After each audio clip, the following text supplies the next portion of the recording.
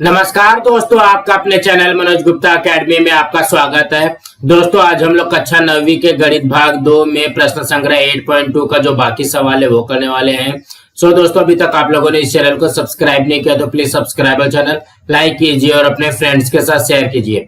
दोस्तों बाकी विषय के भी प्रश्नोत्तर के वीडियो बना करके अपलोड किया गया है, उसका लिंक आपको डिस्क्रिप्शन बॉक्स में दिया गया, आप लोग वहां पर जाकर के देख सकते हैं। तो आइए अब हम लोग चालू करते हैं प्रश्न संग्रह 8.2 का जो बाकी सवाल है वो। दोस्तों इसके पहले के वीडियो में हम लोगों ने प्रश्न नंबर 1 तक किया था, आप प्रश्न दूसरा करते हैं। यहाँ पे दूसरे प्रश्न में क्या दिया गया है, मान ज्ञात कीजिए।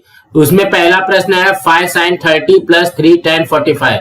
तो कहने का क्या मतलब है, हमको sin 30 की वैल्यू और tan 45 की वैल्यू पता होना चाहिए। तो हम लोग इसको कैसे हल करेंगे, देखोगे यहाँ पे 5 गुणे ये हो जाएगा sin 30 प्लस 3 गुणे tan 45, इस तरीके से आता है। तो sin 30 की वैल्यू कितनी होती है 1/2 और tan 45 की वैल्यू कितनी होती है 1 होता है। देखोगे इस टेबल में sin 30 की वैल्यू कितनी है 1/2 है और tan 45 की वैल्यू कितनी है 1 है। देखोगे यहाँ से tan और यहाँ से 45, इसकी वैल्यू है 1 और यहाँ पे sin 30 की वैल्यू है 1/2। तो कहने का क्या मतलब है, इसी टेबल का इस्तेमाल करके हमको वैल्यू निकालनी है, मान निकालना है। तो यहाँ पे इसका मान रख देते हैं, हो जाएगा 5 गुणे sin 30 का मान है 1/2 धन 3 गुणे tan 45 का 1 है। अब इसको हल कर लेते, देखोगे 5 में 1 का गुणा होगा तो ये क्या हो जाएगा 5/2 धन 3 में 1 का गुणा हो तो 3 1 कम 3 हो जाएगा। अब इसको हल करते हैं, ये हो जाएगा 5 धन, देखोगे 3 दूनी 6/2, इस तरीके से आता है। देखोगे हम लोग इस तरीके से हल करते थे, 4 धन 1/5 रहता था तो हम लोग क्या करते थे 5 चौक 20 धन 1 करते थे। तो ये 20 धन 1 कितना होता था 21/5, इस तरीके से करते थे ना। वही चीज यहाँ पे भी करेंगे, 2 3 6 धन 5, मतलब हमने यहाँ पे 5 धन 6/2 लिख दिया, बस वैसे हो गया। तो 5 6 11/2, इसका मान कितना आ गया 11/2। तो दोस्तों इसी तरीके से करना है। अब हम अगला करते हैं। दूसरे में क्या दिया गया 4/5 tan square 60 plus 3 sin square 60। तो हमको tan 60 की वैल्यू पता होना चाहिए और sin 60 की वैल्यू पता होनी चाहिए। तो tan 60 की वैल्यू क्या है, करनी में 3 है और sin 60 की वैल्यू क्या है, करनी में 3/2 है। अब यहाँ पे इसको हल करते हैं तो ये क्या हो जाएगा 4/5 गुणे ये हो जाएगा tan स्क्वायर 60 धन 3 गुणे ये हो जाएगा sin स्क्वायर 60। तो कहने का क्या मतलब है, देखोगे ये 4/5 वैसे का वैसे ही रहेगा।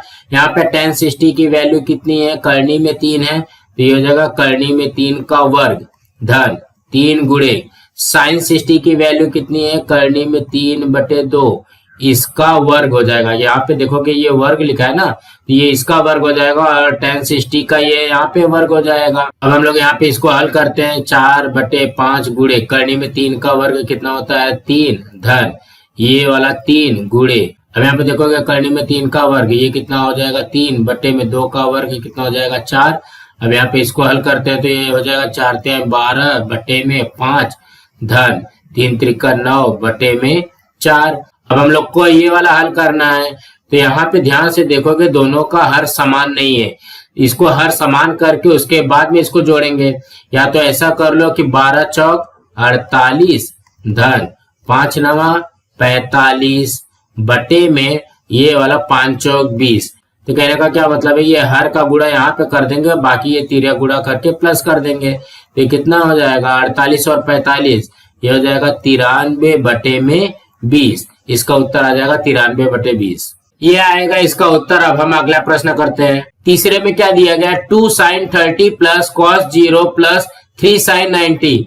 तो हमको पता है sin 30 की वैल्यू 1/2, cos 0 की वैल्यू 1 और sin 90 की भी वैल्यू 1 होती है। तो यहाँ पे इसको कैसे करेंगे, ये हो जाएगा 2 गुणे sin 30 धन ये हो जाएगा cos 0 धन 3 गुणे sin 90, इस तरीके से आ जाएगा। तो यहाँ पे मान रख दो 2 गुणे sin 30 की वैल्यू 1/2 धन cos 0 की वैल्यू 1 धन 3 गुणे sin 90 की वैल्यू 1, इस तरीके से आ जाएगा। यहाँ पे इसको हल करते देखोगे ये 2 से ये 2 कट गया तो यहाँ पे क्या बचेगा 1 धन 1 धन यहाँ पे 3 1 कम 3, तो इसकी वैल्यू कितनी हो जाएगी, 1 1 2, 2 और 3 ये 5 हो जाएगा। इसका उत्तर आएगा 5। अब हम अगला प्रश्न करते हैं। तो चौथे में क्या दिया गया, tan 60 बटे में sin 60 प्लस cos 60। तो tan 60 की वैल्यू पता है कि करनी में 3 होता है, sin 60 की वैल्यू होती है करनी में 3/2 और cos 60 की वैल्यू होती है 1/2। तो सबका मान रख लेते हैं। देखोगे tan 60 है करनी में 3 बटे में sin 60 की वैल्यू हो गई करनी में 3/2 धन cos 60 की वैल्यू हो गई 1/2। इसी तरीके से आ जाएगा। अब हम लोग यहाँ पे इसको सॉल्व करते हैं। देखोगे ये करनी में 3 बटे में तो रहेगा ही। अब यहाँ पे देखोगे ये दोनों का हर समान है। जब हर समान रहेगा तो हम लोग क्या करते हैं, एक ही लिखते हैं और ये हो जाएगा करनी में 3 धन 1, इस तरीके से हो जाएगा। अब इसको देखोगे यहाँ पे बटे है ना, ये वाला जो बड़ा वाला बटे है मतलब भाग हो रहा है, तो हम लोग इसको इस तरीके से लिख लेते हैं करनी में 3 भागे करनी में 3 धन 1/2, इस तरीके से हो गया। तो देखोगे इस तरीके से तो भाग हम लोग नहीं देते, तो इसको क्या करते हैं, गुणा करते हैं। करनी में 3 गुणे हो जाएगा, जब भाग का गुणा होगा तो इसका उल्टा हो जाएगा, ये हो जाएगा 2 बटे में करनी में 3 धन 1। अब यहाँ पे ध्यान से देखोगे 2 में करनी में 3 का गुणा होगा तो क्या हो जाएगा, 2 करनी में 3 बटे में करनी में 3 धन 1, ये आएगा इसका उत्तर। सो दोस्तों इसी तरीके से करना है। अब हम अगला करते हैं। पांचवें में क्या दिया गया, cos square 45 plus sin square 30। तो हम लोग यहाँ पे देखोगे हमको पता होना चाहिए कि cos 45 की वैल्यू होती है 1 बटे में करनी में 2 और sin 30 की वैल्यू होती है 1/2।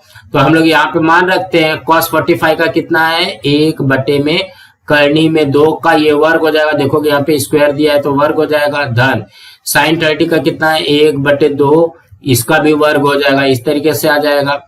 अब हम लोग यहाँ पे इसको हल करते हैं तो देखोगे 1 का वर्ग 1 बटे में करनी में 2 का वर्ग 2 धन 1 का वर्ग 1 और यहाँ पे 2 का वर्ग 4। अब यहाँ पे देखोगे दोनों का हर समान नहीं है ना, तो समान लाने के लिए हम लोग क्या करेंगे, यहाँ पे 2 का गुणा करते हैं तो यहाँ पे भी 2 का गुणा करना पड़ेगा, मतलब इसके अंश और हर में 2 का गुणा कर देते हैं तो ये हो जाएगा 2 एकम 2 बटे में 2 दूनी 4 धन 1 बटे में 4। तो ये देखोगे ध्यान से दोनों का हर समान आ गया, मतलब ये आ गया 4 और ये हो जाएगा 2 धन 1। अब यहाँ पे इसको हल कर देते हैं तो ये हो जाएगा 2 धन 1 3 बटे में 4। तो इसके उत्तर में आएगा 1/4। अब हम अगला प्रश्न करते हैं। छठवें में क्या दिया गया, cos 60 into cos 30 plus sin 60 into sin 30।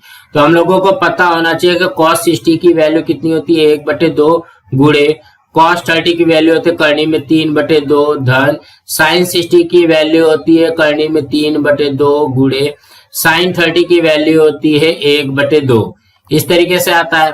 अब हम लोग क्या करते हैं, सबसे पहले ये वाला गुणा को सॉल्व करते हैं तो ये हो जाएगा 2 दूनी 4 और 1 में करनी में 3 का गुणा होगा तो करनी में 3 धन। अब इसको सॉल्व करते हैं तो ये हो जाएगा 2 दूनी 4 और करनी में 3 में 1 का गुणा होगा तो करनी में 3। अब ध्यान से देखोगे ये दोनों में हर समान है, हर समान है तो हम लोग 4 लिखेंगे और यहाँ पे लिख देंगे करनी में 3 धन करनी में 3। अब करनी में 3 जोड़ोगे तो क्या हो जाएगा 2 करनी में 3 बटे में 4 आएगा।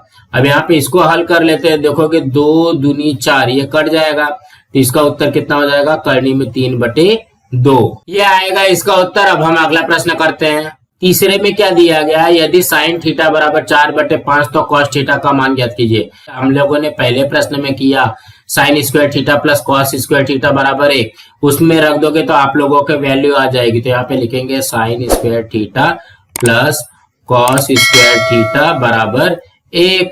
यहाँ पे देखोगे साइन की वैल्यू कितनी दी गई 4/5 का वर्ग धन ये हो जाएगा कॉस स्क्वायर थीटा बराबर 1।